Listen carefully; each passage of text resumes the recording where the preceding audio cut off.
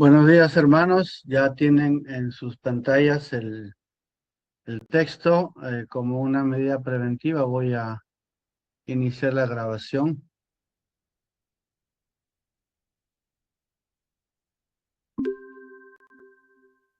Bien, buenos días, hermanos. Estamos 5 de abril del año 2026. Hoy vamos a estudiar el tema gratuitamente. Es una feliz coincidencia este tema con la fecha, así que también es parte del tema que estamos llevando sobre prosperidad divina. Oremos.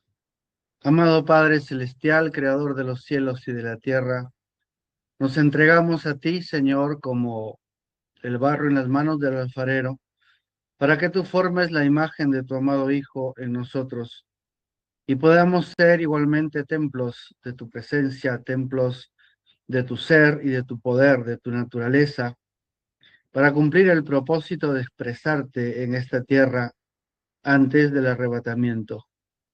Amado Creador, llénanos de tu presencia y háblanos esta mañana. Sé tú nuestros corazones, nuestros oídos, sé tú todo en nosotros para escuchar tu palabra. Lo rogamos en el nombre de Jesucristo, tu amado Hijo. Amén.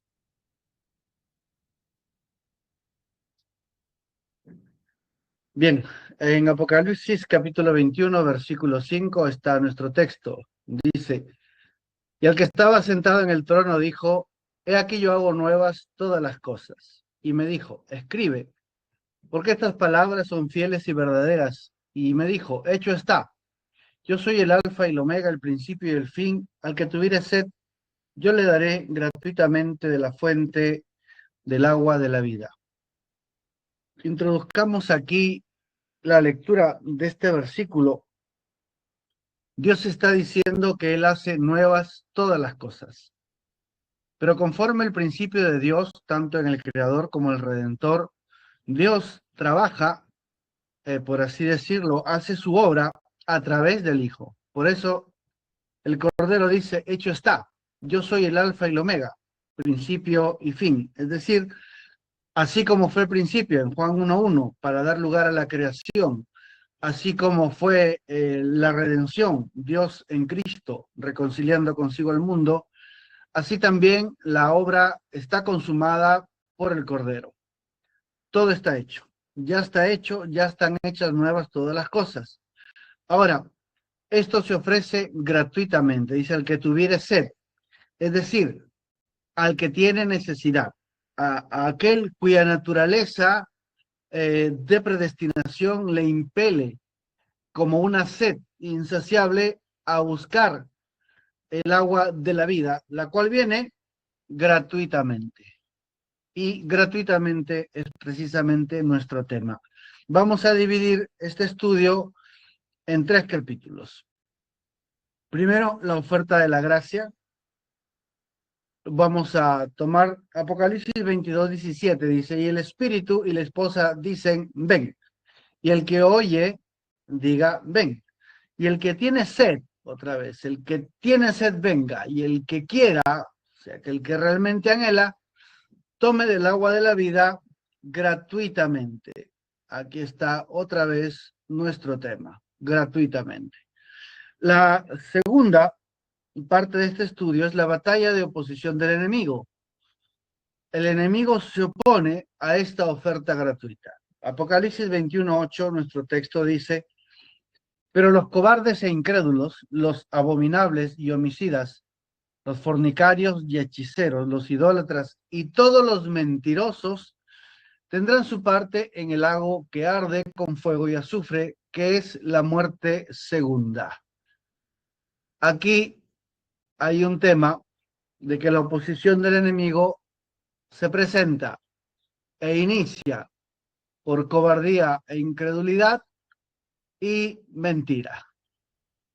Son las cosas que Satanás presentará como oposición a esta oferta de Dios. Ahora, tenemos que pelear para vencer.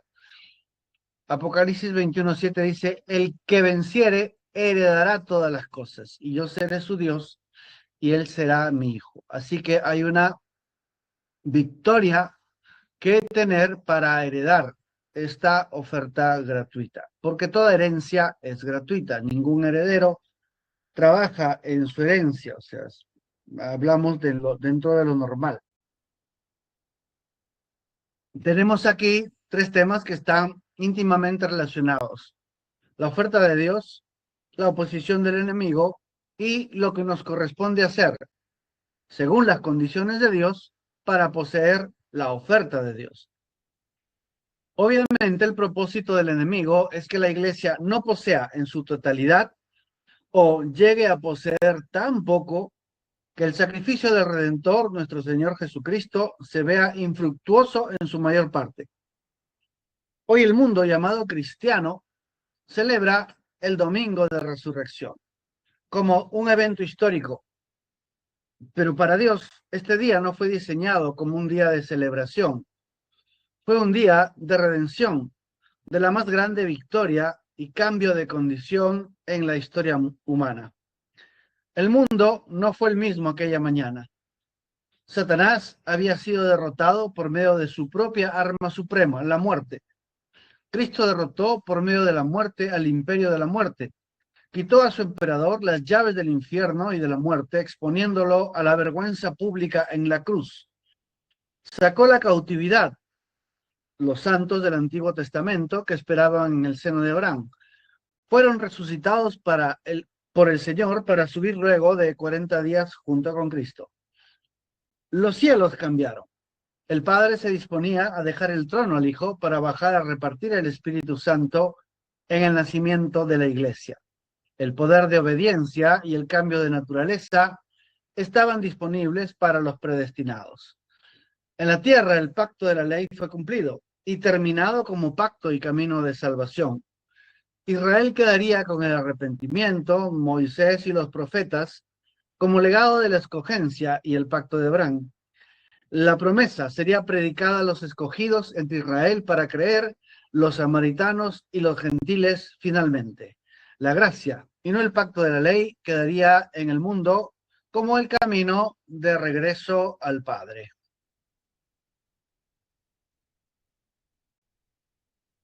En el infierno, Satanás, en un trono derrotado, sin llaves del infierno y de la muerte, cerrados, estos dejaron su nefasta influencia sobre las culturas de la tierra. Los dioses y los muertos dejaron su influencia y el imperio de la muerte colapsó ante la vida y la gracia. Satanás se debería inclinar ante aquellos humanos que, revestidos de Cristo, le ordenarían en su nombre y él debía obedecer cuando le echaran. Cuando aquella mañana rompió el alba, un verdadero nuevo amanecer había llegado sobre la tierra. Todo fue confirmado en la resurrección. Todo el Antiguo Testamento había sido ratificado, verificado en aquella resurrección. La resurrección del Hijo, del Cordero de Dios, la remisión de los pecados y la vida eterna en cuerpos mortales. La promesa que Israel rechazó ahora estaba disponible. La resurrección es la única prueba irrefutable de que la palabra, la promesa y la salvación son verdad absoluta. En Primera de Corintios capítulo 15, versículos 16 y 17 dice: porque si los muertos no resucitan, tampoco Cristo resucitó, y si Cristo no resucitó, vuestra fe es vana. Aún estáis en vuestros pecados. La Biblia entera depende de estos párrafos. Sin justicia por la fe no hay salvación y no puede existir la justicia si Cristo no ha resucitado. Porque la creación entera, el mundo en que viven los hombres, fue fundado sobre ese sacrificio que nos da justicia. Y si no hay resurrección, entonces ese sacrificio fue vano. Entonces, la resurrección del Señor Jesucristo es la garantía de que la Biblia entera es la verdad. Por lo tanto, nuestra herencia es verdadera y firme. Y aquí está el meollo de la vida misma de la iglesia. Satanás es un ser derrotado, sujeto a la autoridad de la iglesia. No puede levantarse contra el Señor de la iglesia, ni puede resistir la autoridad de ella. Entonces, su venganza, su lucha y guerra continua será evitar que la iglesia posea su herencia. Y así se desarrolla la vida de la iglesia. El arma de Satanás será el razonamiento basado en evidencias que él mismo va a manipular y torcer. El engaño resultante ha sido su mayor triunfo, y este triunfo es una iglesia despojada, engañada, falta de autoridad y empobrecida por el mundo. El mundo, que tal como hizo Faraón, rey de Egipto, le dice a la iglesia, es una ociosidad la fe. Vivir por fe es de ociosos y haraganes. Multiplíquese la esclavitud de la iglesia para que no piensen servir a Dios. Este es el mundo en el que estamos viviendo. Vamos a desarrollar nuestro tema. Tengamos presente que el engaño de Satanás no se dirige contra Dios, sino contra nuestra herencia. Bien, la oferta de la gracia. Lo primero es gratuitamente. El que quiera, tome agua de la vida gratuitamente. Esto lo conocemos. Dios buscó al hombre luego de la caída. Dios está interesado en nuestra redención. Dios ofrece salvación, sanidad y prosperidad gratuitamente sin que el hombre se lo gane, trabaje o se sacrifique por ello. Cita de Hebreos capítulo 7, parte 2, párrafo 403. Pero Dios tocó su corazón. Eso es lo que cambia. No es usted que toca la puerta a Dios, Dios le toca la puerta a usted. Adán no tocó el corazón de Dios, Dios tocó el corazón de Adán, y usted es un hijo de Adán, correcto. Y antes de que Adán pudiera volver a ser un hijo de Dios, Dios tenía que tocar en su corazón. Antes de que usted pueda llegar a ser un hijo de Dios, Dios tiene que tocar su corazón. Es gratuitamente, es Dios ofreciéndonos salvación. Ahora, hay tres propósitos en este llamamiento o esta búsqueda de Dios, Dios buscando al hombre. Mensaje, Cristo el misterio de Dios revelado, párrafo 154, dice, primero, para expresarse a sí mismo plenamente Dios en Cristo. Esto sucedió en los evangelios. Segundo, para tener la preeminencia, esto en su iglesia, la cual es su cuerpo, la novia, hasta que él pueda tener la preeminencia para expresarse a sí mismo a través de ellos. Segundo propósito. Tercero, para restaurar el reino en su posición de vida que cayó a raíz del pecado del primer Adán. De nuevo, a cuando él caminaba en el fresco de la tarde con su gente, hablaba con ellos y tenía compañerismo con ellos. Tercero, restaurar el reino a su posición de vida. Párrafo 157. Y ahora el pecado y la muerte los habían separado a ellos de su presencia y de toda su expresión. Lo leen ustedes antes de la fundación del mundo para expresar todos sus atributos, lo que él era. Ese es el propósito. Y hay un resultado de estos tres propósitos. O sea, el propósito tiene un objetivo. ¿Cuál es ese objetivo? ¿Cuál es el resultado de estos propósitos? Mensaje de Cristo es el misterio de Dios revelado.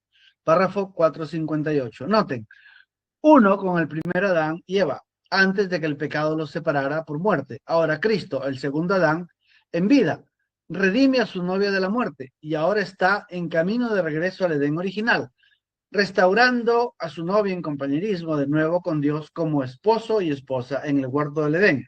Seguro, Cristo y su novia. Mensaje Tiempo de la Ciega, párrafo 87. Jesús dijo que ellos sean uno, Padre, como tú y yo somos uno. No para que algún hombre encabece algo, eso nunca funcionará. Una denominación quiere dominar sobre la otra y un hombre sobre el otro, sino más bien que ustedes sean uno con Dios, como Cristo y Dios eran uno. Esa fue la oración, eso es lo que Él era, la palabra, y Jesús oró que nosotros fuéramos la palabra, reflejándolo a Él. Esa es su oración que ha de ser contestada. Él quiere que nosotros seamos uno con Dios. Dios es la palabra, cada individuo en su corazón debe ser esta clase de unidad con Dios. Aquí está. Ese es el propósito. ¿Para qué resucitó Jesucristo? Para que seamos uno con Dios y le expresemos plenamente, regresando al estado original que Adán y Eva tenían antes de la caída. Todo esto aquí en esta tierra y en estos cuerpos mortales. En Juan 14:20 dice, en aquel día vosotros conoceréis que yo estoy en mi Padre y vosotros en mí y yo en vosotros. Esto es la unidad. Entonces, por todo esto, podemos responder a la pregunta: ¿en qué consiste esta oferta gratuita? Consiste en ser uno con Dios, ser la palabra como Cristo lo era, expresar al Padre en su carácter, también en poseer la herencia. La palabra como nuestra herencia y todo lo que ella contiene, todas las promesas bajo juramento, como nuestra manera de vivir sobre la tierra. Esta es la posición que Adán antes tenía de la caída. Solo que estos cuerpos mortales hacen formación para el rapto. Esto es lo que Cristo ofrece gratuitamente. Solo por fe. Creer en Él como el Hijo de Dios, nuestro Redentor, quien resucitó para nuestra justificación. Esta es el agua de la vida, todo lo que Cristo es para nosotros, llevado a su expresión física, porque para ser real la promesa se expresa físicamente. Miremos esto. Lo que era desde el principio, lo que hemos oído, lo que hemos visto con nuestros ojos, lo que hemos contemplado y palparon nuestras manos tocante al verbo de vida. Todo esto, queridos hermanos, es completamente físico, porque la vida fue manifestada. ¿Qué vida? La vida eterna. La vida de Dios fue manifestada y la hemos visto y testificamos, Dios anunciamos la vida eterna, la cual estaba con el Padre y se nos manifestó.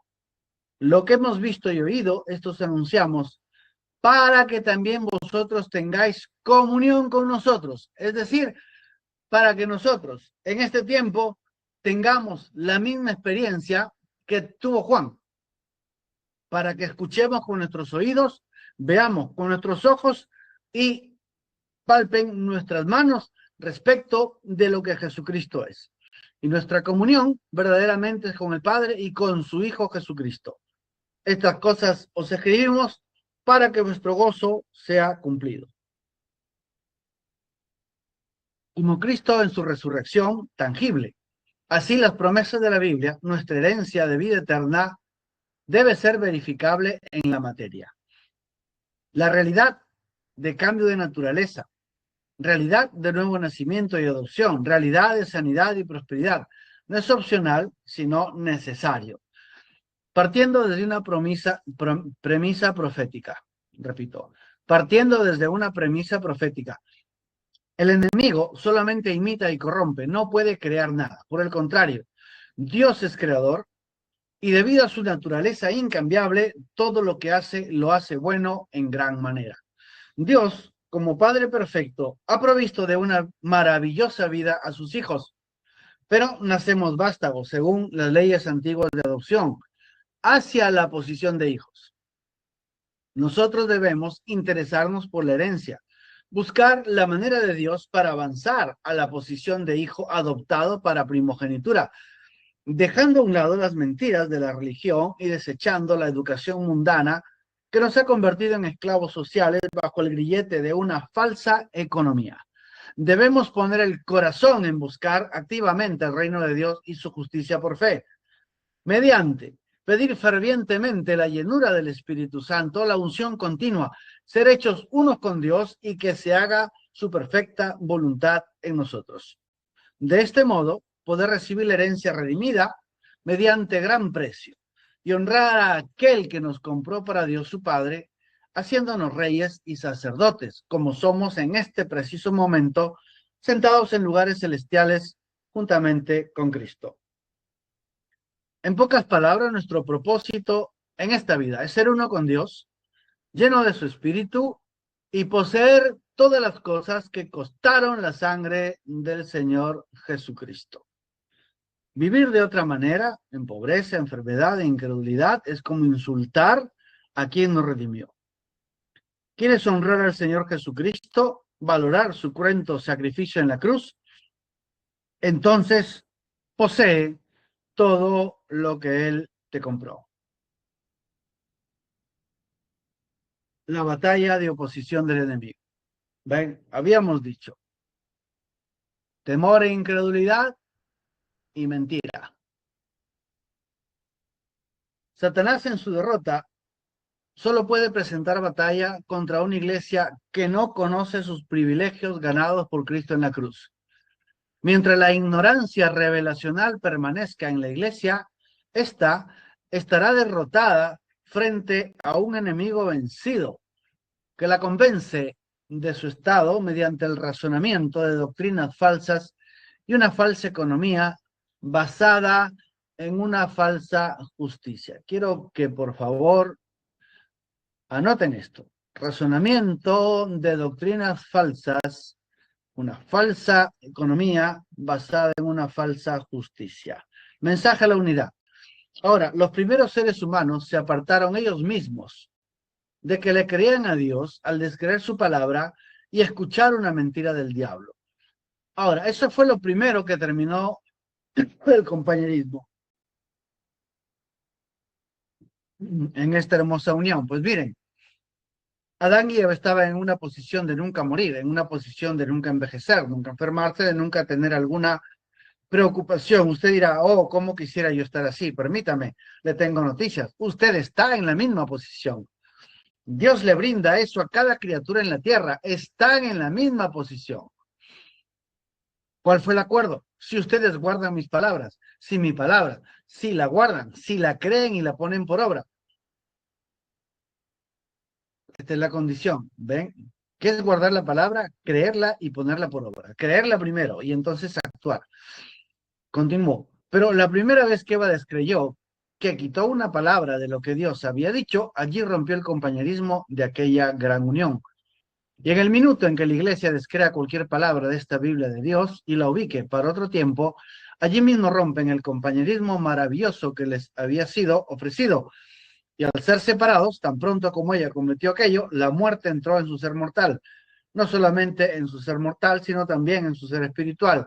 Ella terminó la relación con Dios en el minuto que descreyó. Y ningún hombre puede creer, aquí está, ningún hombre ni mujer puede creer la mentira del diablo hasta que primero no haya descreído la verdad de Dios. Nadie puede creer la mentira del diablo hasta que primero no haya descreído la verdad de Dios. Entonces, ¿lo ven? Eva, Adán, ¿dónde nos pone a nosotros en esta mañana? Fin de la cita. Hay varias maneras en las que ignoramos las maquinaciones del enemigo. Podemos agruparlas. Primero está la falsa doctrina de salvación por obras. Segundo, la falsa doctrina de gracia permisiva y extrema, la ociosidad espiritual. Y tercero, la falsa doctrina de justicia social propia. Pueden haber muchas combinaciones o ramificaciones de esta estrategia satánica basada en razonamientos, argumentos falsos, con que se manejan las artimañas del error. Sobre la salvación por obra, sacrificio personal y disciplinas religiosas hemos hablado bastante. Pueden hallar esas enseñanzas en el compendio sobre el Evangelio de la Gracia, temas del año pasado. Sobre la gracia permisiva, está de los salvos, siempre salvos, de la iglesia presbiteriana, anglicana, de ese tipo de iglesias. Está basada en la idea extrema de que todo lo ha hecho Dios. Esta parte es la verdad. Y que el hombre no puede hacer nada por su salvación. También es la verdad. Pero añaden que de allí en adelante no hay participación activa. Y esta es la mentira. Llevando al extremo que Dios sobre el querer como el hacer, sin entender que la naturaleza de Dios busca expresarse a través de la nueva voluntad personal o nuevo corazón, por cuanto las bases del libre albedrío sobre la cual se estableció Adán y su descendencia siguen vigentes. Tuvimos un tema muy interesante el día viernes respecto de cómo Dios obra en nosotros el querer como el hacer, cómo Dios pone en nuestra mente lo que Él quiere hacer. Bien, sería bueno que revisen el mensaje del viernes. La gracia extrema hace ver como que si el hombre no cambia, es porque está predestinado por Dios, como si Dios mismo diseñara para algunos o varios una vida con pecados permitidos que la predestinación cubre. Es decir, es una vida supuestamente predestinada sin cambio de naturaleza, lo cual contradice el fundamento mismo de lo que es el nuevo nacimiento. La gracia extrema se basa en que el filigrés dice que cree y por esa creencia piensa y afirma que es predestinado porque asiste a la iglesia. Aún así, sus costumbres mundanas permanezcan. Pero afirma que no importa porque todo es por gracia. ¿Se entiende, verdad? Pero la tercera forma en la cual Satanás ataca a la iglesia está fundamentada desde los inicios mismos del nacimiento de cada persona. Inserta en la sociedad modos y costumbres en los cuales crece y se desarrolla. El sistema educativo, el sentido común que tiene su propia cultura, el sistema económico y meritorio en el cual se basa el estado político social, la nacionalidad y la forma del mal usar el lenguaje, junto con el entretenimiento, los medios sociales y la falsamente llamada ciencia, forman la mayor barrera para que el verdadero cristiano exprese la unidad que tiene con su creador y redentor. Esto, hermano, es importante que luego usted lo revise, lo voy a marcar. Básicamente, persiste en la idea de que una cosa es la salvación personal y otro el desarrollo de su vida económica y social. Unas son las cosas de la iglesia y otras muy diferentes, las cosas reales, en las que hay que vivir, trabajar y pagar por vivir. Esta parte de la vida está fundamentada en las reglas sociales y económicas que aprendimos desde nuestra temprana infancia en la educación. Sí, hermano, al niño en el jardín ya le están enseñando estas reglas sociales, económicas. Aquí está el engaño satánico que atrapa al creyente en una vida que poco tiene de la herencia de Cristo. Un fatídico resumen de esta doctrina social es que Dios solo puede bendecirte a través de los medios que el mundo ha prefijado, es decir, a través del trabajo. Personas que no pueden concebir que Dios los bendiga si es que no es a través de su trabajo, de su sueldo, de que les lo aumenten, es decir, el techo de Dios, la máxima omnipotencia de Dios es el máximo sueldo que le pueden pagar en su empresa o el máximo favor de ascenderlo a cierto puesto administrativo donde gane más. Hasta ahí llegó la bendición de Dios. Luego, el dinero. Si no hay dinero, no hay bendición de Dios. O sea, Dios, dame dinero para yo comprar tal cosa. Dios, dame dinero para comprar tal medicina. Que Dios lo puede hacer, por supuesto, pero están limitando a Dios solamente al esquema del dinero y los medios de este mundo para la salud. Dios, que el análisis salga bien, que el doctor me diga que estoy sano, que los especialistas me avisen que ya puedo sanar, ¿no? Los sistemas del seguro social, ¿no? Hasta acá llegó Dios, Dios no cubre, o sea, es decir, la póliza ya no cubre esto, Dios no puede cubrir eso porque la póliza no cubre eso. Ven, debiste ser prudente y comprar una póliza más grande, pero que no tenía plata, Dios ya no te pudo bendecir más. En este esquema, Dios es impotente para bendecirte de otra manera porque sería injusto. O sea, hermano, las personas piensan que sería injusto que Dios te bendiga de otra manera. No es a nivel racional, es algo que ya te metieron en el subconsciente desde pequeñito, desde que pisaste el jardín, el kindergarten, donde te enseñaron la meritocracia. Es injusto, es decir, hay un sistema de justicia dentro del cual Dios puede trabajar según la sociedad en la cual hemos crecido. ¿Ven? La elaborada falsa justicia de este mundo es lo que más derrota la fe del creyente. Porque pensamos por educación y sociedad que sería injusto que obtengamos algo por lo cual no trabajamos o no nos hemos esforzado en producir. Ojo con esto, hermano. La justicia de este mundo está basada sobre el mérito personal, la propia obra y los esfuerzos. Ojo, ojo con esto. Un dardo directo al corazón de la fe, al corazón de la gracia. Desde pequeños somos introducidos en el sistema de falsa justicia, donde lo que se premia es el esfuerzo, y se desestiman los resultados, donde participar y no ganar es lo importante, donde se premia el esfuerzo y la participación. No interesa si es mediocre, pero el mantener ocupados a los niños estudiando, aunque no aprendan, donde el activismo es un ideal, aunque no tenga éxito y resultado. De hecho, pasamos 10 años, al menos en mis tiempos, eran 5 ahora son 6, 11 años, o 12, ya no sé, estudiando un curso llamado inglés, y terminada la secundaria, nadie sabe hablar inglés. Pero tuviste que estudiar y dar exámenes y aprender y comprar los libros. Y, ¿Y de qué sirvió? No, pero ahí están tus notas. Sacaste 12, 13, 14, 15 en inglés. ¿Sabes inglés? No sabes inglés. Tendrías que meterte a una academia especializada. Entonces, ¿de qué sirve el colegio?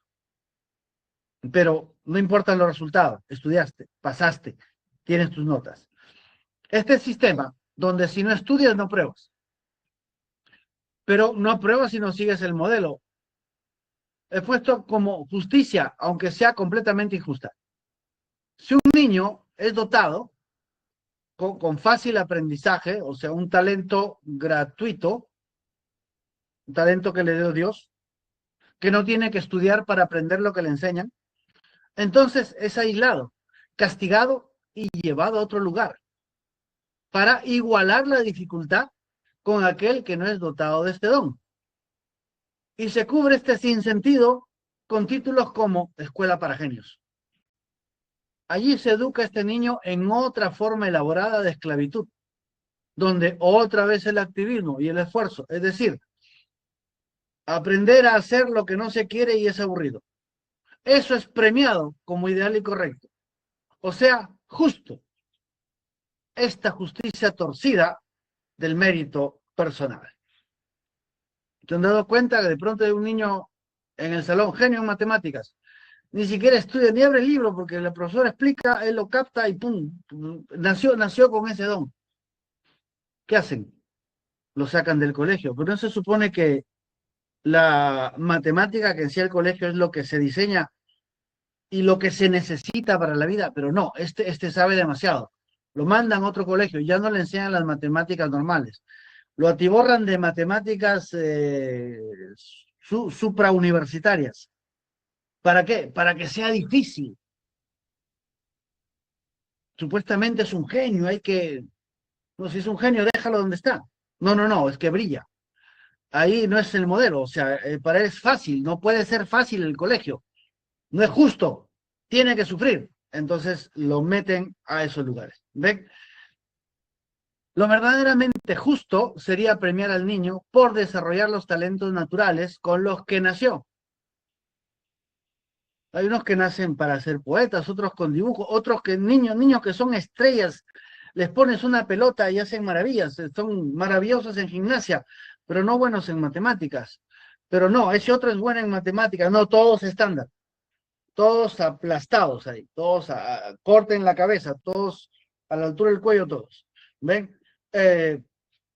Eso no, eso es injusto, dice. No, es injusto porque está dotado para que nació así. No, no, es injusto, tiene que sufrir como los demás. No, no se puede, ¿no? Así es. Ese es, ven esa torcida justicia en la cual desde pequeños ya nos están iniciando. Entonces luego cuando la gracia viene y te ofrece cosas que el mundo no tiene, es injusto, no puede ser. Lo verdaderamente justo sería premiar al niño por desarrollar los talentos naturales con los que nació, pero la estandarización destruye la creatividad y la alegría de aprender, preparando así al futuro empleado corporativo o soldado del ejército para una vida monótona y aburrida. Un niño de segundo año de primaria ya está incapacitado para comprender la simple gracia de Dios. Qué terrible, ¿no? Segundo año de primaria. Ese niño fue educado en la meritocracia. Él no puede recibir nada por lo cual no se esfuerza.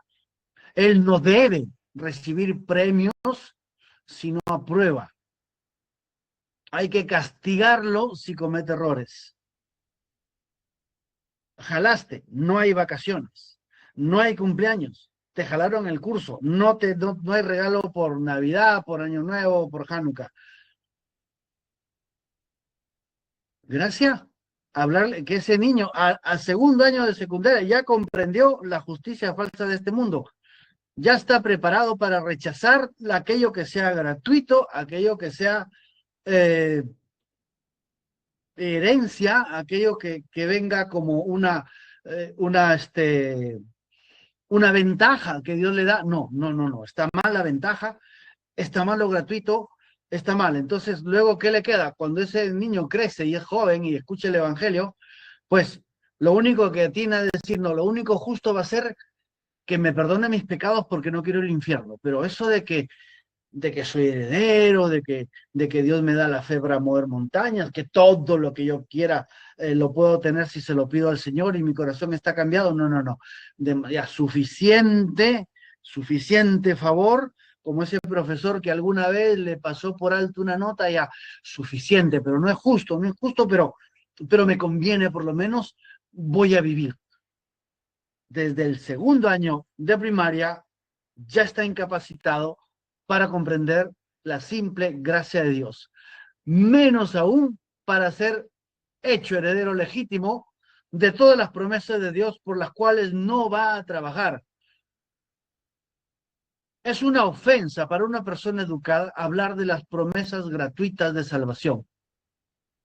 Sanidad y prosperidad solo por la fe, sin trabajar ni ganárselas justamente, la justicia social aprendida de escuela, no puede comprender cómo puede ser justo sin esfuerzo y solo por la fe. No puede comprender cómo puede ser hecho hijo de Dios sin estudiar ni tener un título universitario que lo respalde. ¿Ven por qué esa gran necesidad de hacer cursos en la iglesia? La iglesia tiene miles de... Vete a una iglesia y mira, tiene miles de cursos para que tú estudies. Miles de ministerios para que trabajes después de que te gradúes. Porque se tiene que estudiar. ¿Cómo vas a ser hijo de Dios si no estudias? Ahí tenemos a los fariseos. Allí los tenemos. Y los fariseos actuales del mensaje también. Los talibanes del mensaje. ¿Ven? Es una ofensa hablar de gratitud, de gratis, de gracia, de herencia, de amor del Padre. No. Por el contrario, considera injusto ser sano sin que haya trabajado en su alimentación y ejercicios físicos.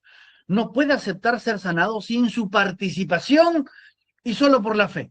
Aunque sea, tengo que ayunar y tengo que orar y tengo que sacrificarme, tengo que hacer algo. Porque no es justo que me pongan 20 si ni siquiera he dado el examen. Es que esa es la herencia de hijo, ser hecho más que... No, no, no, no. Definitivamente no. La bendición solo puede venir a través del trabajo. Solo puede venir a través del trabajo, el empleo o el negocio permitido según el marketing y la economía del momento. Gente que no puede pensar que Dios puede levantar su negocio si no está metido en Facebook, en redes sociales, si no hace la publicidad más cara. Si no paga por publicidad, no está permitido que Dios le traiga clientes. No, hablar de bendición gratuita, de herencia, de provisión por la fe sin trabajar, es considerado ilegal, mal visto y sobre todo injusto, una competencia desleal e indigna de un buen ciudadano. Hablar de la economía del reino de Dios, donde se come sin trabajar y se viste bien solo por existir, simplemente está en los círculos del crimen organizado o la venta de droga, aunque sea Jesús en persona quien lo haya dicho. Mateo 6:25, por tanto digo, no afanéis por vuestra vida que habéis de comer o que habéis de beber, ni por vuestro cuerpo que habéis de vestir. ¿No es la vida más que el alimento y el cuerpo más que el vestido? Mirad las aves del cielo, que no siembran, ni ciegan, ni recogen en graneros.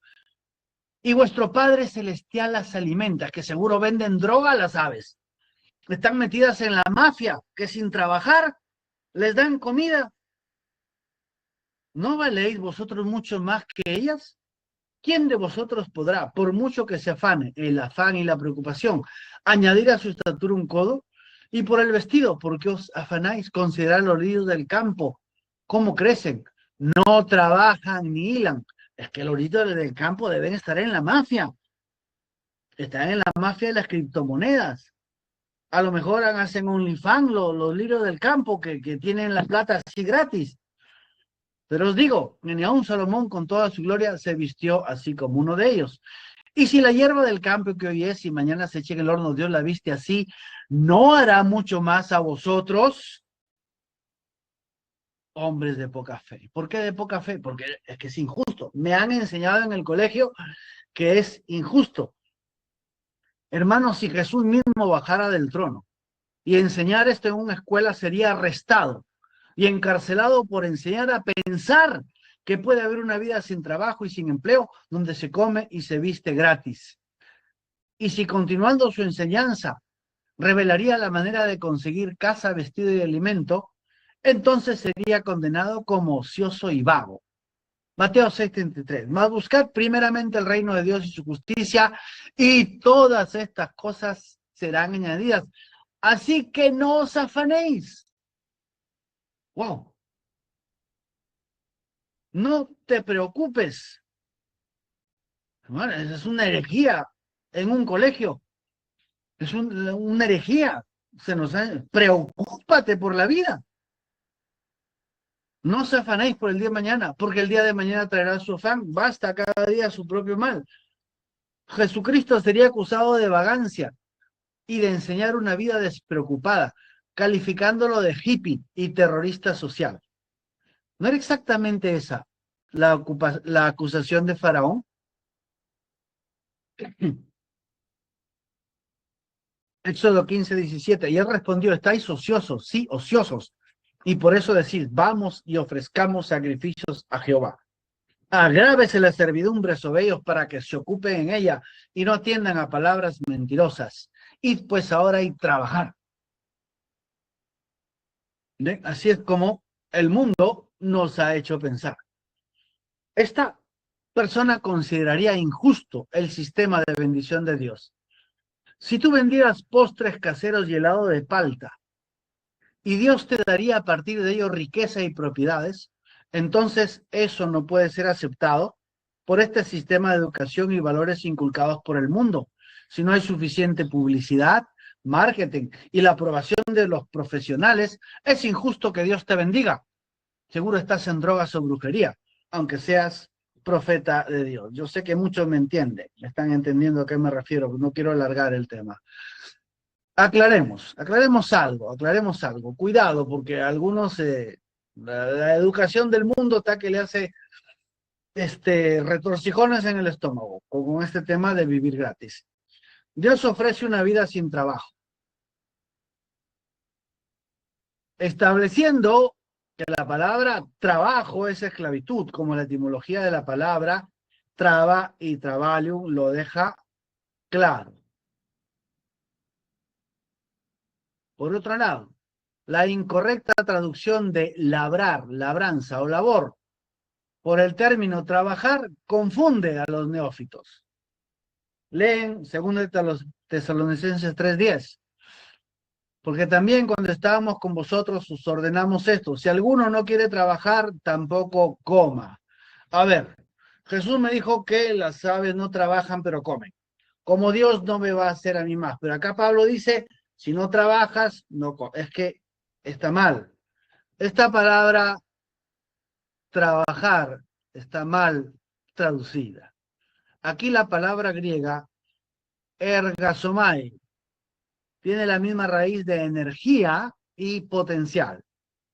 Se debe traducir por labrar o laborar, que lleva el significado de una actividad productiva potencialmente propia. Es decir, esta labor está ligada a la idea y la práctica de sembrar una semilla y cosechar muchas. La productividad y el aumento son el centro de esta idea. Es decir, Pablo dice, si alguno no quiere labrar, si alguno no quiere laborar, es decir, que haga algo que produzca, que en sí mismo se produzca mucho. Me explico, el labrador siembra una semilla y la semilla es la que hace el trabajo de aumentar y multiplicarse. El labrador no trabaja en la multiplicación, es la misma semilla que lleva el potencial. Esa es la bendición de Dios. A ver, veamos un momento. Abraham era riquísimo en camellos. Abraham no duplicaba camellos. Abraham no tenía un duplicador electrónico de camellos. Los camellos se reproducían a sí mismos. ¿Y qué eran los camellos? Los camiones, o sea, Abraham tenía una línea de transporte, era camionero. Él tenía una línea de camiones que transportaba carga y alquilaba sus camiones. Solo que estos camiones eran vivos y se reproducían entre ellos. Ese es labrar, de generar algo que se reproduce a sí mismo y produce ganancia. También era rico en ovejas, lo mismo, y vacas, lo mismo. Y también dice esclavo, bueno, los seres humanos tienen la costumbre de reproducirse. ¿Ven? Entonces, Abraham, que en ese tiempo estaba permitido tener esclavos, y ojo, fíjense que un esclavo era el Damaseno Eliezer, amigo de Abraham, símbolo de todo siervo de Dios. Bueno, entonces la esclavitud que tenía o que llevaba un hijo de Dios no era la esclavitud tipo romana, ¿no? Había consideración, incluso preocupación por esas almas. Bueno, algún día conversaremos de ese tema. Entonces, labrar es algo que tú haces, pero se reproduce a sí mismo. Es algo sencillo que tú haces y Dios lo bendice o lo multiplica. Aún incluso en tu trabajo. Tú puedes tener un trabajo simple, digamos, o vendes algo sencillo, pero Dios te lo multiplica. O la gente empieza a pagar más por aquello mismo que tú produces. El mundo diría que es injusto o que es una viveza, ¿no? Que vivo, estás cobrando de más. No, es que Dios te está bendiciendo haciendo que tu producto tenga esa preferencia y la gente lo quiera más. Y por eso estás cobrando más. Eso se refiere. Dios nos ha puso a Adán a laborar en el huerto. No lo puso a trabajar como un esclavo con un horario para que siempre gane lo mismo. No, lo puso a labrar. Entonces, una persona educada en este mundo no puede contemplar semejante idea, aunque no se da cuenta del sinsentido. Piensa que si se siembra una semilla, lo justo y correcto que le ha enseñado el mundo es que debe cosechar una sola semilla. Y si sale más de eso, le corresponde a su empleador, a su amo, al Estado, al ejército, no para él. Eso sería injusto. Esa es la idea del trabajo. ¿Ven? Este sistema de justicia social que califica de injusto lo que recibes gratis, sin esfuerzo ni trabajo personal, es decir, toda la obra de Dios es injusticia para el mundo. Es precisamente el corazón de la derrota del cristiano que no puede vivir la vida abundante ni poseer la herencia de Dios porque se le ha enseñado que es injusto poseer gratuitamente. Y quiero completar una idea acerca de la labor que no he contemplado aquí, pero lo voy a tipear. No es necesario tener el sustento de aquello en lo que laboramos. Es decir, pudiera ser que tú naciste, qué sé yo, tienes un talento con los dientes, si eres un excelente dentista. No es necesario que tú vivas de tu trabajo de dentista. Dios te puede bendecir de otras maneras, de tal manera que esa habilidad que tienes con los dientes, tú lo puedas utilizar qué sé yo, para tener todo un día de dientes gratis, de, de que todos los que no tengan dinero vengan y tú le vas a curar los dientes gratis. ¿Por qué? Porque tu sustento no viene de ahí. Dios te puede bendecir, Dios te puede colocar un negocio, una tienda, una marca, un producto que se venda solo y esa cosa trabaja para ti. Tu sustento puede venir de otra cosa que tú has elaborado, o sea, que has sembrado, que la has construido y la dejas trabajando, mientras tu talento, tu profesión, tu vocación la empleas en algo completamente distinto.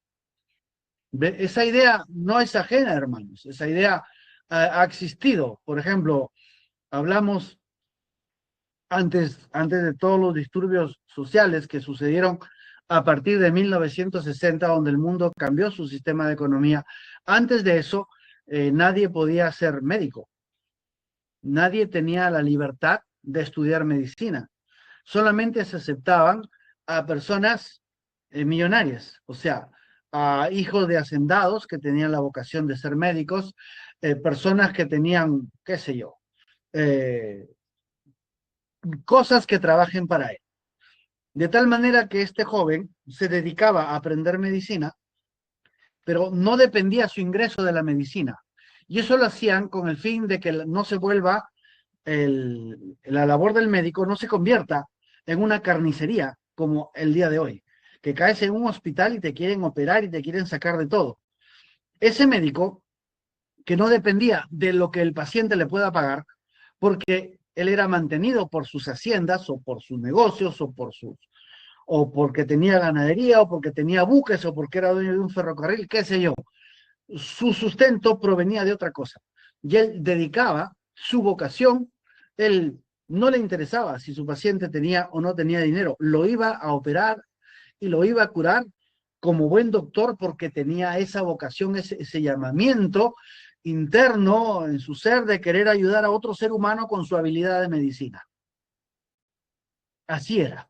Un claro ejemplo de que no necesariamente de aquello en lo cual tú trabajas es que tiene que venir tu sustento. Dios puede abrirte otros canales de sustento mientras tú haces lo que tienes que hacer, porque efectivamente Dios sí nos ha puesto en este mundo con dones y talentos que tenemos que desarrollar para servir a nuestro prójimo.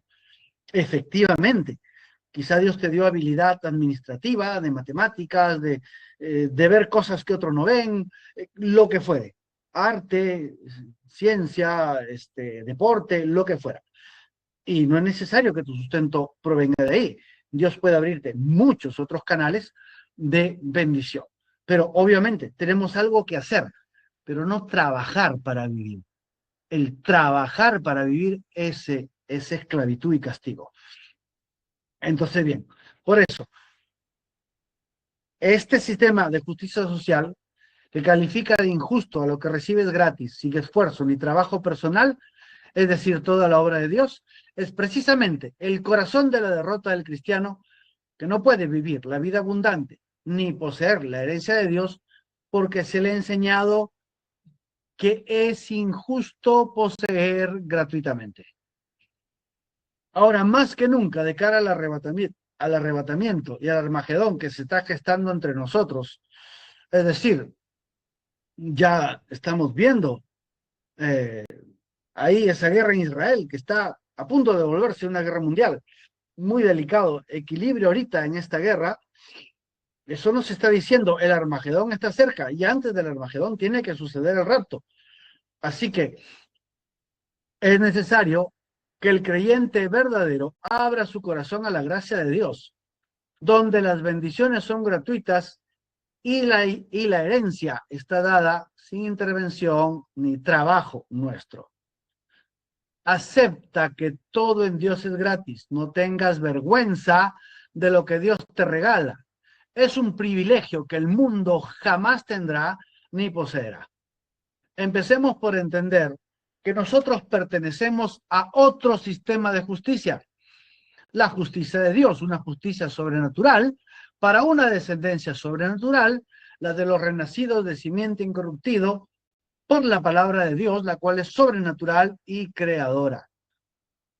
Por esta justicia sobrenatural poseemos el derecho de poseer una herencia sobrenatural. El mundo no tiene parte en nuestra herencia ni en nuestro sistema de justicia divina. Pero poseer la herencia es otro tema.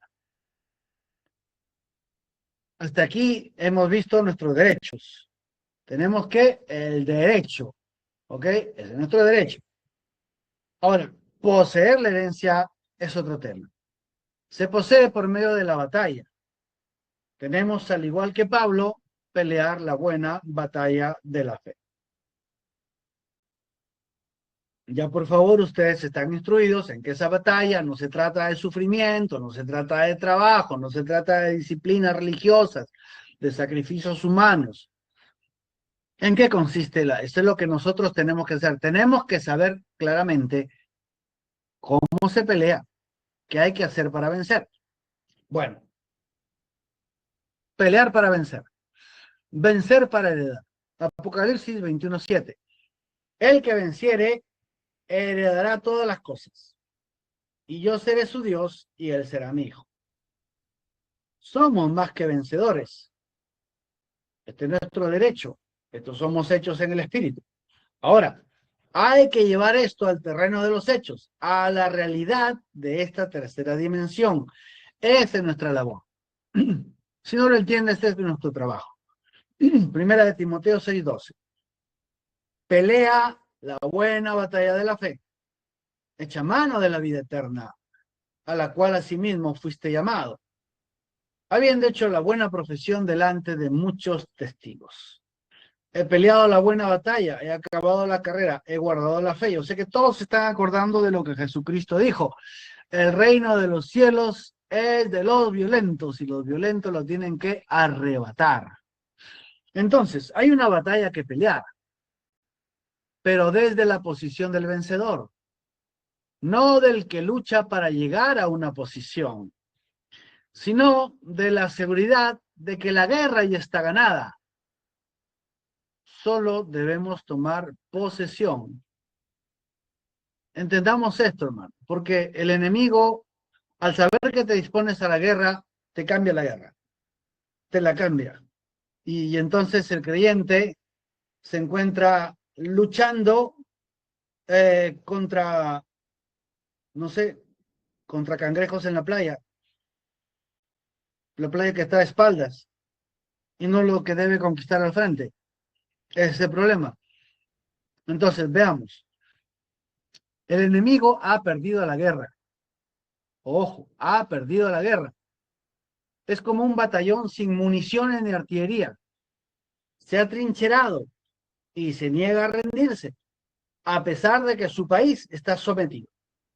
Nosotros somos el ejército con las mejores armas, que simplemente debemos avanzar y poseer las trincheras de un enemigo sin poder ni capacidad de respuesta. Esa es nuestra batalla. Si nos damos cuenta del poder del nombre de Jesucristo, el poder del diablo era el pecado de incredulidad. Ese pecado ha sido retirado, clavado en la cruz. Se nos ha dado la fe de Jesucristo, ante la cual Satanás no tiene poder alguno. En otras palabras, hermanos, tenemos al frente un ejército trincherado que no tiene balas. Le quitaron los fusiles. Tienen palos de escoba con lo que nos están amenazando. Y nosotros tenemos la fe de Jesucristo. La bomba atómica. Satanás solamente puede obedecer las órdenes en el nombre de Jesucristo. Eso es todo lo que Satanás puede hacer. ¿Qué puede hacer el diablo? Obedecer al nombre de Jesucristo.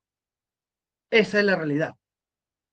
Pero tenemos que tomar esa trinchera de ideas y razonamientos sin poder. Perdón.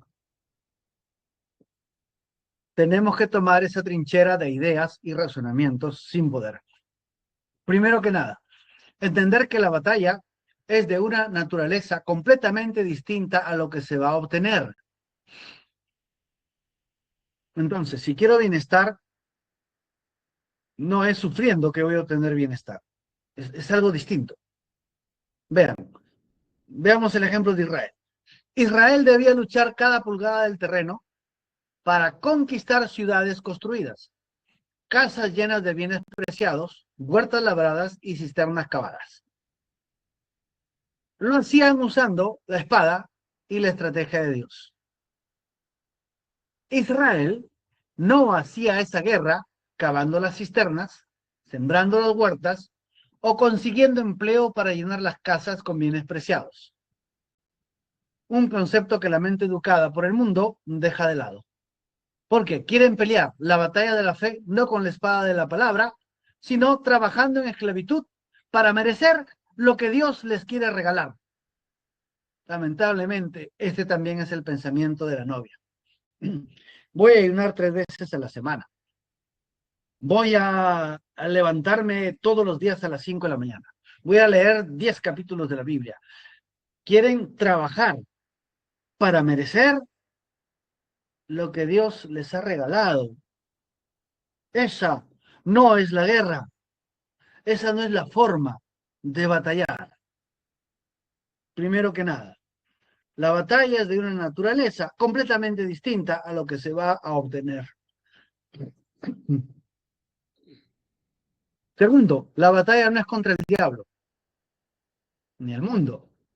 Estos son enemigos derrotados. No es contra la economía, ni la sociedad, ni siquiera contra la naturaleza caída de este mundo material. La verdadera batalla es contra nuestra mente educada por la sociedad, lo cual se ha convertido en una herramienta de incredulidad que Satanás usa para frustrar la posesión de nuestra herencia. Lo peor del asunto es que hemos sido educados para poner al servicio del enemigo nuestro sistema de pensamiento de lo que es justo o no en este mundo. Es decir, Satanás desde chiquititos ya nos estaba educando en lo que es justo y lo que no es justo. Y nos enseñó que no es justo ser un hijo de Dios, bendecido y poseyendo la herencia. ¿Por qué? Porque es una ventaja, es algo gratuito, es algo en lo cual no trabajas, no es correcto, no es justo recibir eso. Esa es la principal arma. Hermanos, el enemigo no ha cambiado su sistema de engaño por razonamiento. Aquí está. Te da una idea errada acerca de lo que Dios quiere. Te muestra una evidencia material. Tú puedes ver con tus ojos, sentir con tu cuerpo. Ahí está, ¿ves? ¿Ves? Luego pone deseos engañosos en ti o sensaciones físicas y te pide una opinión. Luego te anima a tomar una acción. Esto no es un corto de TikTok o YouTube, ¿no? Te presentan una idea, te muestran, qué sé yo. Es lo que hizo con Eva en el huerto. Lo de TikTok es solamente la perpetuación de la misma estrategia, siempre ocupando tu mente en la misma dinámica de engaño. Te muestra una cosa, supuestas evidencias y videos, mire, está demostrado. Eso genera en ti indignación o conmiseración y luego te dice, ¿y qué opinas tú?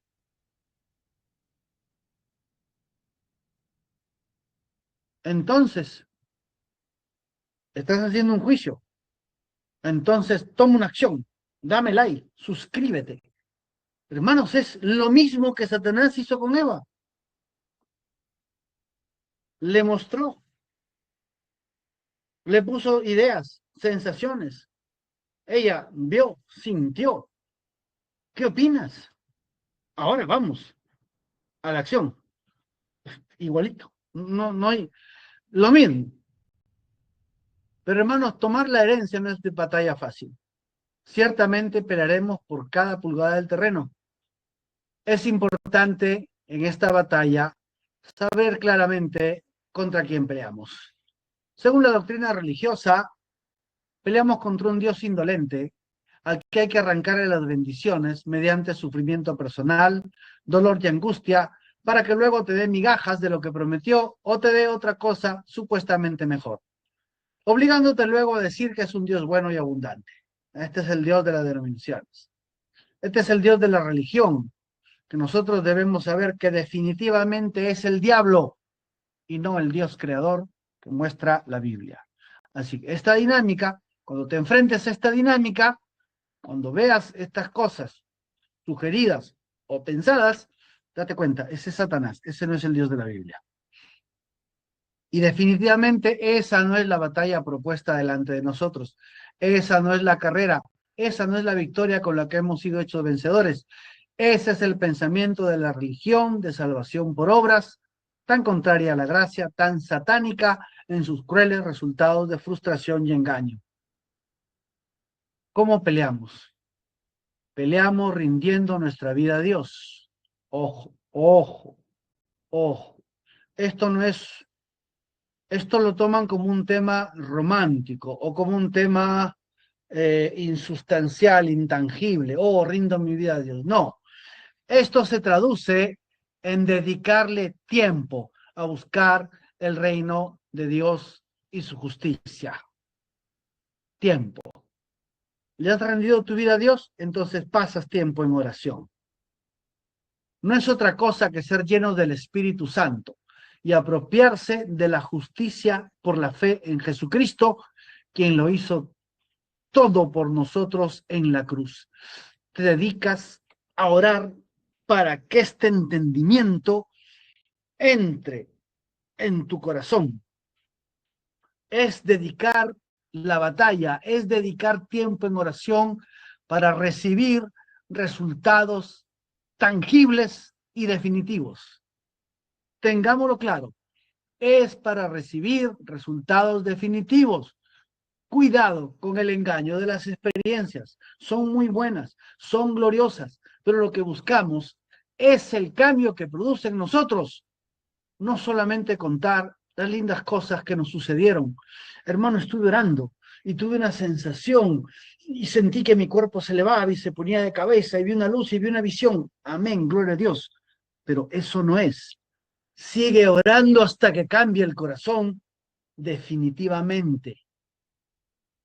El profeta Elías se dio cuenta que Dios no estaba en el viento que partía las peñas, no estaba en el terremoto ni en el fuego sobrenatural, sino en ese silbido apacible que trajo la voz que le dio un nuevo rumbo y un nuevo camino.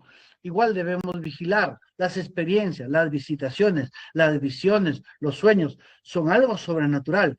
Indican que Dios está cerca, pero no es el objetivo. El objetivo es la voz que nos cambia de forma definitiva, esa revelación que nos transforma. Tiempo en oración para vencer.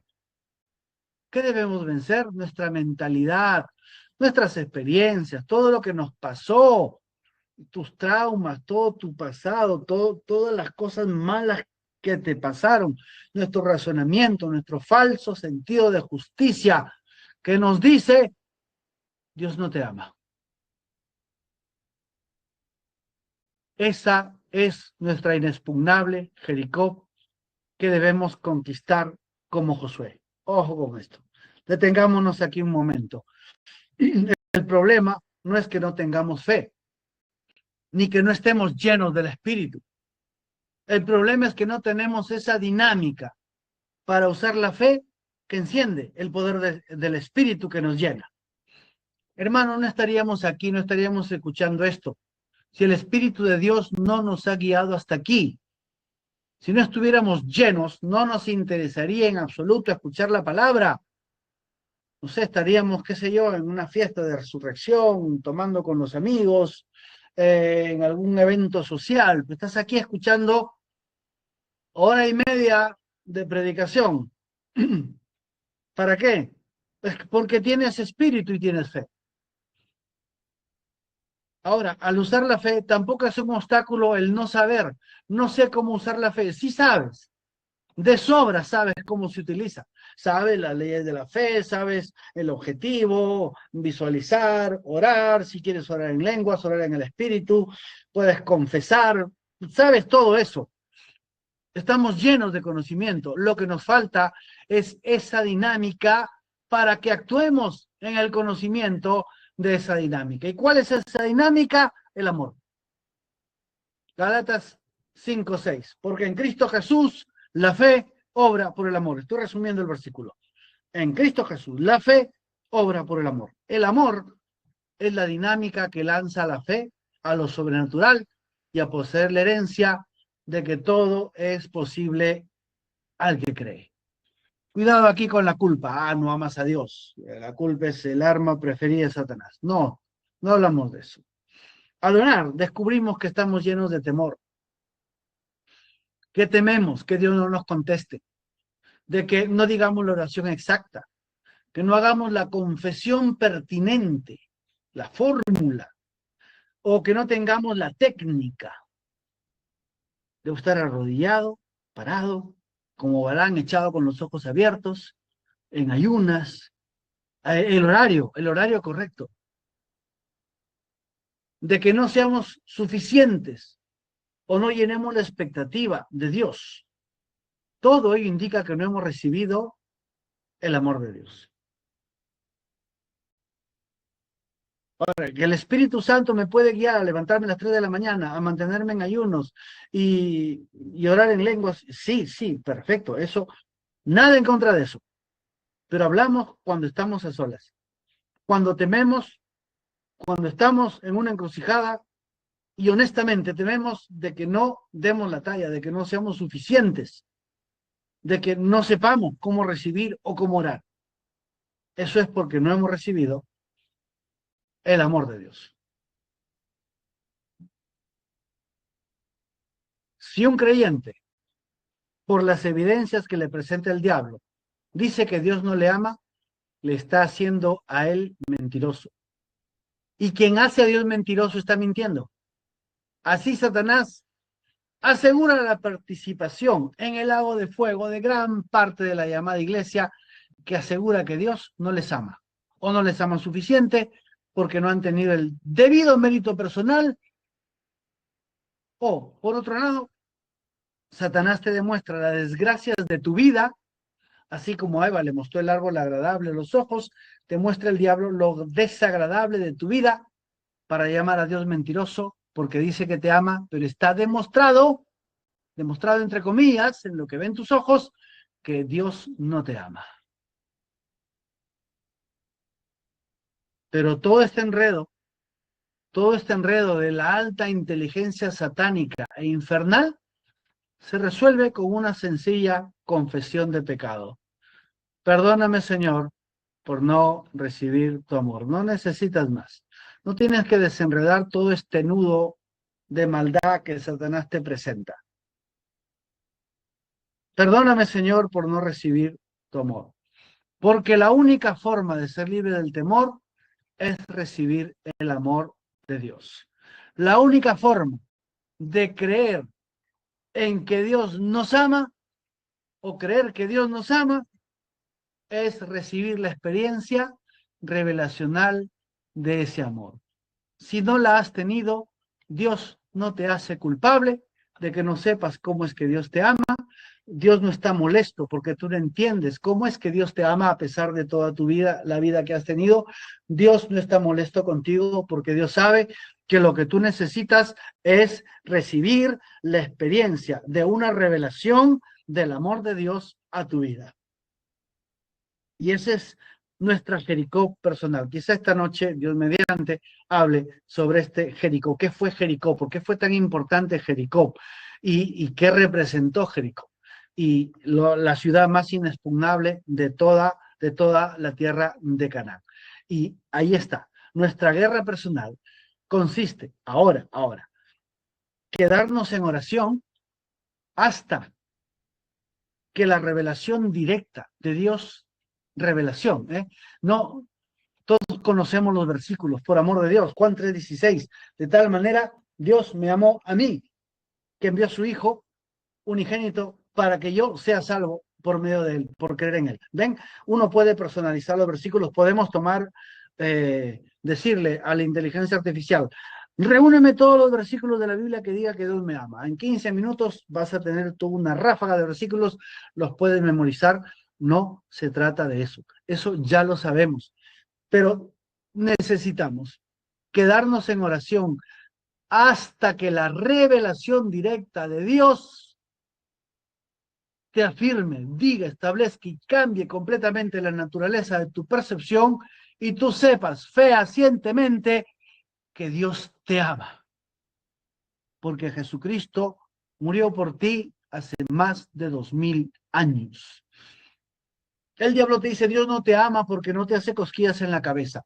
Dios no te ama porque no sientes el fuego en las manos. Dios no te ama porque no viene el viento y va a decirte buenos días, Espíritu Santo. Hermanos, toda esa necedad religiosa son distracciones del enemigo para que gastes pólvora en gallinazo, como se decía antes. La guerra consiste en quedarse hasta que la revelación de Dios llegue a nuestro corazón. Y podemos quedarnos en oración. ¿Cómo sé que voy a tener éxito en esta oración? ¿Cómo sé que voy a recibir esta revelación?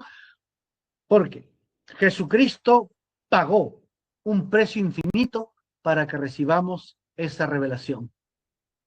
Tenemos garantía de éxito en esta batalla en la resurrección de Jesucristo, con la cual fuimos hechos legítimos herederos de esta experiencia.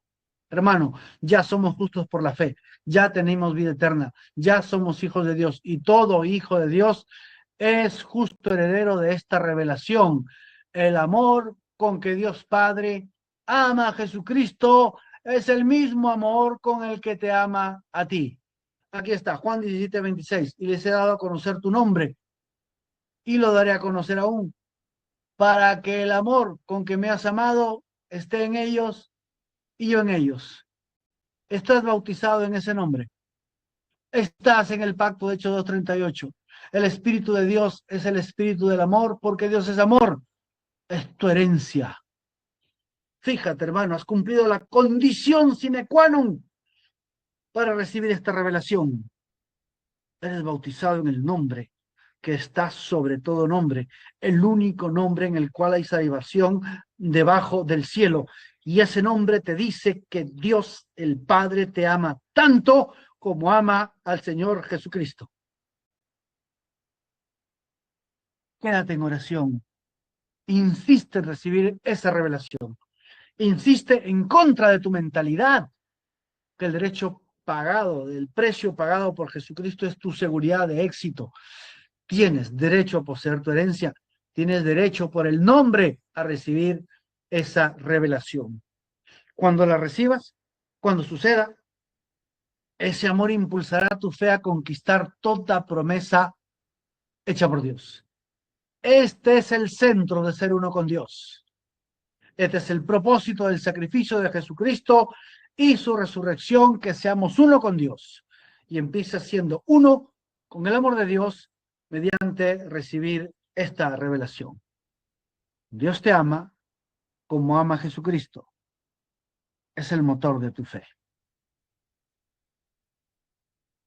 Amado Padre Celestial, Dios bendito, Creador de todas las cosas, Señor, te entrego este largo sermón, Señor, con el perdón de la congregación. Te lo entrego, Señor.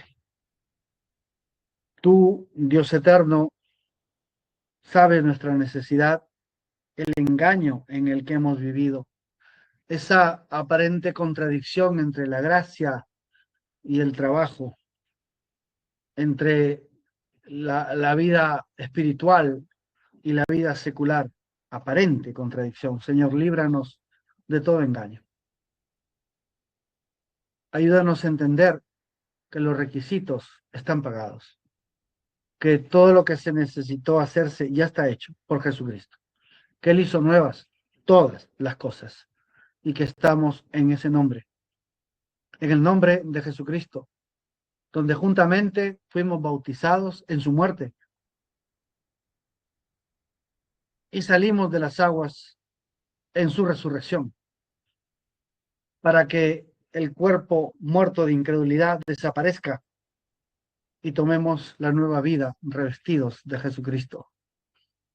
Ayúdanos a entender, Señor, que todo eso es por amor, no por una conducta santa que podamos producir, no por un sacrificio personal, simple, limpio, llano y puro amor divino por gracia. Ayúdanos, Señor. Haz clara esta revelación, estas ideas en nuestra mente y que peleemos la batalla esa batalla de rodillas, esa batalla de búsqueda en oración, hasta un cambio definitivo de corazón. Te lo pedimos, Padre, en el nombre de Jesucristo, tu Hijo amado. Amén.